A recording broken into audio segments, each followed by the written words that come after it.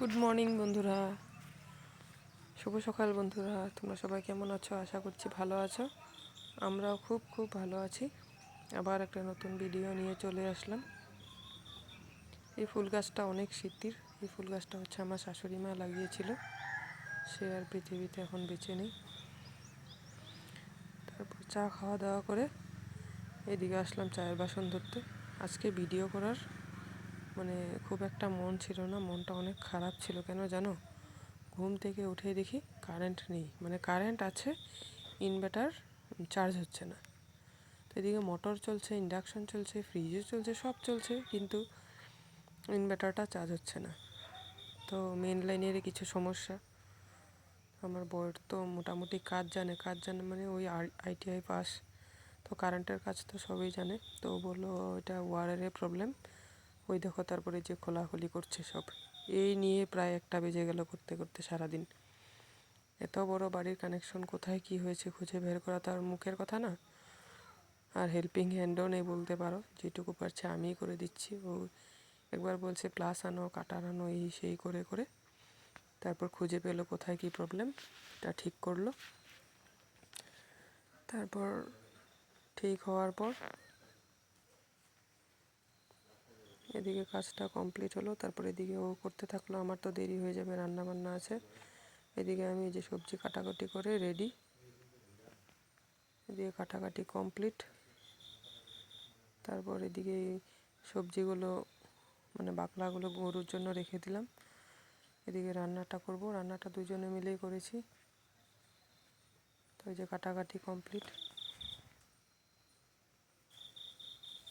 গাছের শিম, তারপর ফুলকপি, আলু সব দিয়ে কাটাকাটিগুলো কমপ্লিট করে ফেললাম। গাছের সব ফুলকপি, শিম, শুধু আলুটা কেনা।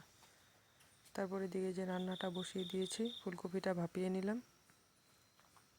ফুলকপিটা ভাপিয়ে এদিকে পনিরের মশলাটা রেডি করে রাখবো।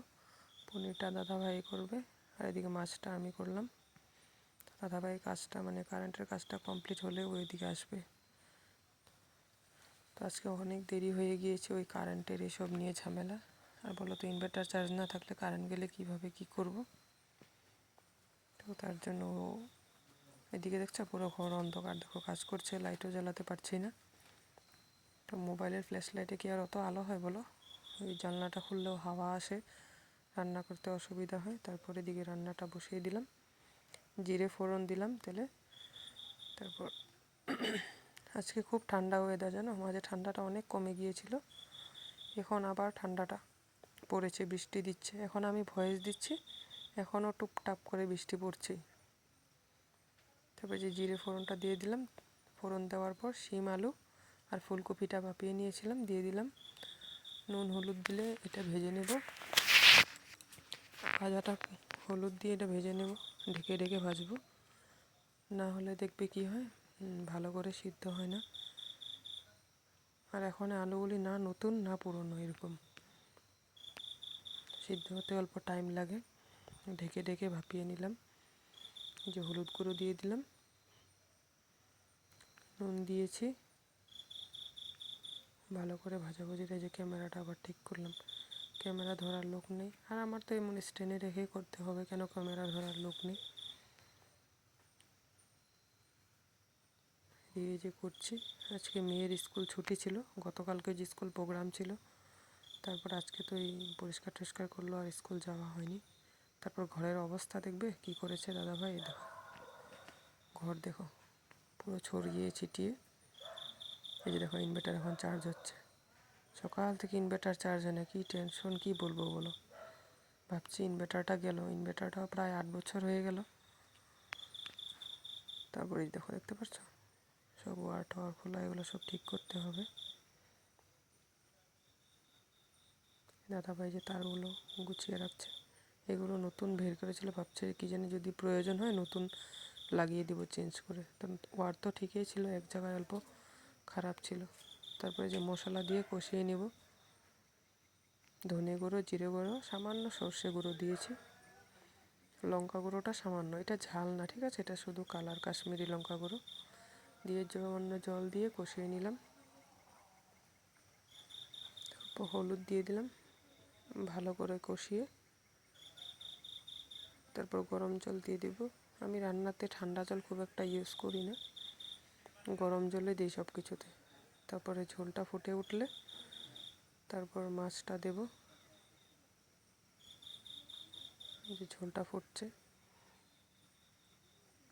আমার এই রান্নাটা কমপ্লিট হলে তারপর দাদাভাই আসবে পনির করতে। ওইদিকে ওই দেখো আলু আছে, সাজিতে আলু কাটাকাটি কমপ্লিট, মশলাও করে দিয়েছি, শুধু রান্নাটা করবে। আজকে আমারে কাটাকুটি করতে হয়েছে, ও টাইম পায়নি, ও কারেন্ট নিয়ে ব্যস্ত, আর বাবাও ছিল না, হেল্প করার লোকও নেই, ওই আমাকে করতে হয়েছে। তার জন্য বেশি কিছু ভিডিও করতে পারিনি, শুধু রান্নার রেসিপিগুলোই আজকে দিলাম।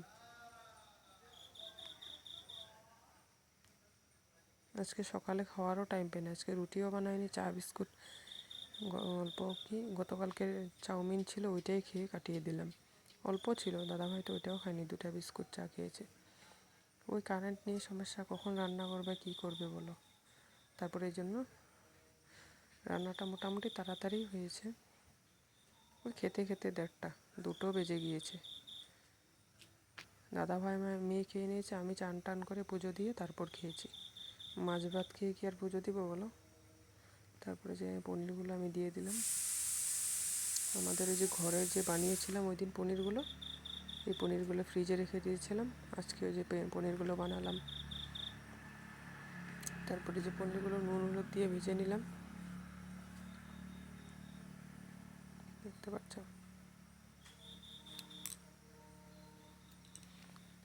পনিরগুলো ভাজা কমপ্লিট হলে নামিয়ে নিলাম।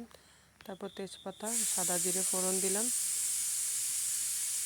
তারপর মটর, ফুলকপি আর আলু এগুলো হলুদ আর নুন দিয়ে ভেজে নিলাম। ভালো করে ভাজা কমপ্লিট হয়ে গেলে ওর মধ্যে জিরে গুঁড়ো, ধনে গুঁড়ো, ওই যে মশলাটা করে রেখেছিলাম ওটা দিয়ে নামিয়ে নিলাম। তারপরে যে ফাইনাল লুক দেখতে পাচ্ছ। তারপর আর ভিডিওটা করা হয়নি, ওইদিকে বাবা মেয়েকে খেতে দিয়ে দিলাম। যদি ভালো লাগে ভিডিওটা লাইক কমেন্ট সাবস্ক্রাইব করে আমার পাশে থেকো, ঠিক আছে? তোমরা সবাই ভালো থেকো, সুস্থ থেকো আর সাবধানে থেকো।